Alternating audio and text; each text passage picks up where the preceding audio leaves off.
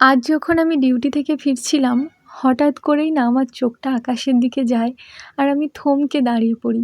কি ভীষণ সুন্দর লাগছে আজকের আকাশটাকে যে আমি তোমাদের বলে বোঝাতে পারবো না। এমনিতে তো রাস্তাঘাটে দাঁড়াই না খুব দরকার ছাড়া। কিন্তু আজকের এই আকাশটা দেখার জন্য না আমি দাঁড়িয়ে পড়েছিলাম। আর ভাবছিলাম মনে, মনে যে বর্ষার আগে মনে হয় শরৎ চলে এলো। আর আকাশটা দেখে কিশোর কুমারের একটা গান মনে পড়ল, যেটা আমার ভীষণ পছন্দের। আর এমনিতে তো আমি গান জানি না, তাও যখন খুব খুশি হয়ে যাই না গান গাইতে ভালো লাগে। তাই তোমাদের শোনালাম, যদি ভালো লেগে থাকে তাহলে অবশ্যই কমেন্টে জানিও।